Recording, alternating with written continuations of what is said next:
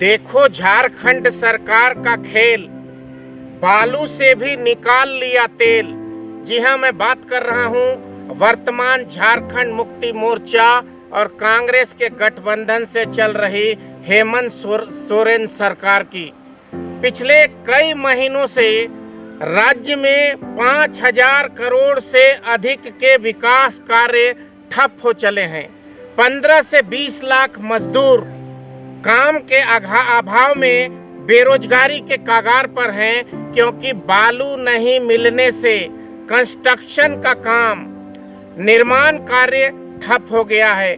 कारण झारखंड में पिछले 5 वर्षों से नदियों से जो बालू निकाले जाते थे उसके नीलामी का टेंडर नहीं हो पाया है। पिछले कई वर्षों से नीलामी के नाम पर राज्य सरकार के आला अधिकारी, राज्य सरकार के खान मंत्री और मुख्यमंत्री, इनके आदेश पर बालू का टेंडर हुआ करता था। साल में एक बार स्टॉकिस्ट के नाम पर लोग बालू निकालकर जमा करने का लाइसेंस जारी करते थे। 2022 में वह लाइसेंस भी जारी नहीं किया गया। स्टॉक में बालू खत्म हो गए। वर्तमान में चोरी छिपे कुछ माफिया लोग एक ट्रक बालू, जिसकी आम बाजार में 4,000 रुपए से कम कीमत होनी चाहिए, उसे 12 से 14,000 रुपए में प्रति ट्रक बेच रहे हैं। यदि हाईवा में उसको नापे तो 15,000 रुपए का एक हाईवे का ट्रक बालू 40 से 45,000 रुपए तक माफिया चोरी छिपे बेच रहे हैं। चोरी छिपे खरीदकर सरकारी ठेकेदार कभी भी निर्माण का कार्य नहीं कर सकता। इसीलिए केंद्र सरकार और राज्य सरकार के जो निर्माण कार्य थे वह 100% ठप हो चले हैं। कारण झारखंड में विकास का कार्य अवरुद्ध हो गया है। भारत में सभी राज्यों की यदि बात करें तो भ्रष्टाचार के मामले में झारखंड पूरे देश में पहले स्थान पर है और निश्चित तौर पे इसकी जिम्मेवार राज्य की हेमंत सोरेन सरकार है। उसका जीता जागता सबूत ये है कि राज्य की खान सचिव, माइन सेक्रेटरी पूजा सिंघल IAS इन्फोर्समेंट के द्वारा गिरफ्तार कर ली गई है और पिछले लगभग 1 महीने से इन्फोर्समेंट उन्हें रिमांड पर लेकर पूछताछ कर रहा है।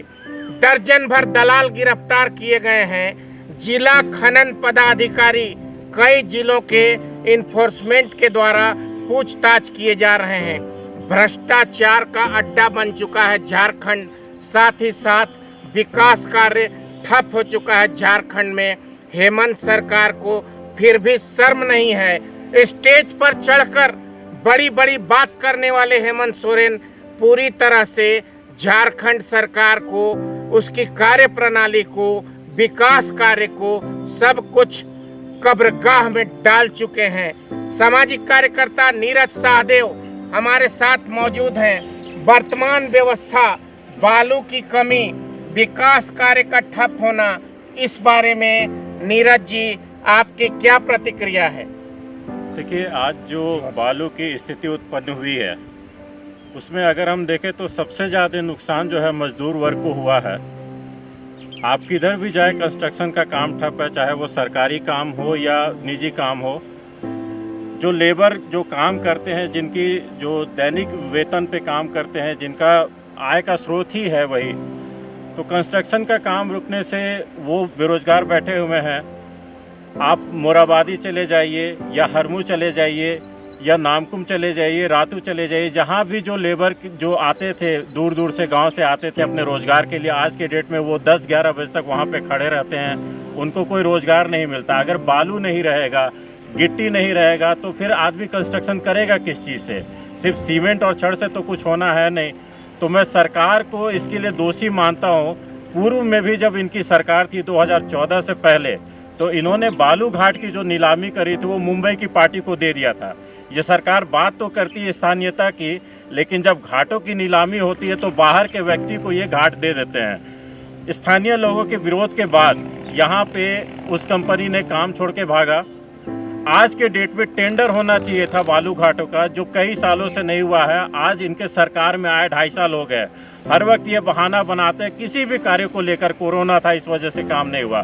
भाई कोरोना गए ख़त्म हुए तो अब लगभग आपको 6 महीना हो गया है, सारे जगह लॉकडाउन हट गया है। कम से कम आप टेंडर तो करें, काम तो शुरू करें, बालू घाटों की नीलामी हो तब तो बालू सप्लाई हो। कल के डेट में जो हाईवा पे मैं बालू लेता था, मेरा खुद का कंस्ट्रक्शन का काम चल रहा है, पिछले 10 दिनों से बंद है। जो 17,000 में मैं हाईवा में लेता था, आज उसकी कीमत 40,000, वो भी मिलना नहीं है। कोई रिस्क नहीं लेना चाहता है, कालाबाजारी करके किसी तरह से शहर में कुछ लोग इक्का दुक्का काम चला रहे। तो इस तरह से अगर चलता रहा तो यहाँ की जनता जो है, जो गरीब मजदूर वर्ग है, उसके लिए रोजी रोटी की चिंता हो जाएगी। मैं सरकार से कहूँगा कि इस पे तुरंत जो है सो ध्यान दे और बालू घाटों की नीलामी करे, कालाबाजारी बंद हो, बालू से सोना निकालने का काम ये बंद कर दे, बालू को बालू ही रहने दे। क्या आप ये समझते हैं कि सरकार ने ही मिलजुल कर कालाबाजारी शुरू किया है? बिल्कुल, सरकार ने ही इसका जो है सो गोरख धंधा शुरू किया है। क्योंकि अगर हम इस सरकार से पूर्व क्या देखें तो हमें बालू लगभग जो टर्बो में आता था वो 3,000 साढ़े 3,000 में मिल जाता था। वो अब कितने में मिलता है? अब मिलता है वो 12,000 का। 3-3,500 का बालू 12,000 में मिलता है और पिछले कुछ हफ्ता से वह भी नहीं मिल रहा है। मजदूर सुबह घर से निकलते हैं 500-600 रुपया कमाने के लिए। मजदूर अपने श्रमिक बाजार में आते हैं और काम नहीं मिलता है, शाम को क्या खाएंगे यह सोचता है मजदूर। मुख्यमंत्री रावण की तरह बिंदास हंसी हंसते हैं। उन्हें मजदूरों से, गरीबों से, विकास से कोई लेना देना नहीं है। जैसा कि सामाजिक कार्यकर्ता नीरज ने बताया, यह सरकार मुंबई के एक माफिया कंपनी को सीधे तौर पर राज्य की बालू का टेंडर दे चुकी थी। स्थानीय विरोध के बाद उसे रोक दिया। अब यह सरकार चोर और माफिया को मिलाकर कालाबाजारी करना चाहती है। 2.5 साल से ये सरकार चल रही है, बालू की टेंडर नहीं कर पाई है। निकम्मी है ये सरकार, हर मोर्चे पे विफल है ये सरकार। दुख की बात यह है कि विपक्ष को भी जो भूमिका अदा करना चाहिए उस पे भी प्रश्न चिन्ह है। सफर कौन कर रहा है, हालात किसके खराब हो रहे हैं? आम गरीब मजदूरों के और अपने विकास कार्य के सपना संजोने वाले आम नागरिकों की। इसलिए कहना पड़ रहा है, देखो भाई, झारखंड सरकार का खेल, बालू से निकाल लिया तेल। बालू की चोरी कर कर नेता, उसके चमचा, उसके ठेकेदार, उसके बिचौलिए लाल हो रहे हैं। आम जनता परेशान है। मैं बिंदु भूषण दुबे सरकार का खिलाफ करता हूं और राज्य सरकार से ये कहना चाहता हूं कि शीघ्र, अति शीघ्र बालू की टेंडर करके बालू की व्यवस्था मार्केट में करे। झारखंड की नदियों में बालू की कमी नहीं है। झारखंड में 23 नदियां बहती है, सभी नदियों में अमूमन बालू है। हम अभी भी झारखंड सरकार के कांके ब्लॉक के स्वर्ण रेखा नदी पर खड़े हैं। यहाँ भी बालू हुआ करती थी, लेकिन सरकार के निकम्मेपन की वजह से बालू बाजार में नहीं है, विकास कार्य ठप है। मैं बिंदु भूषण दुबे आपके सहयोग, आपके समर्थन और आपके आशीर्वाद की आकांक्षी हूँ। नमस्कार। वंदे मातरम।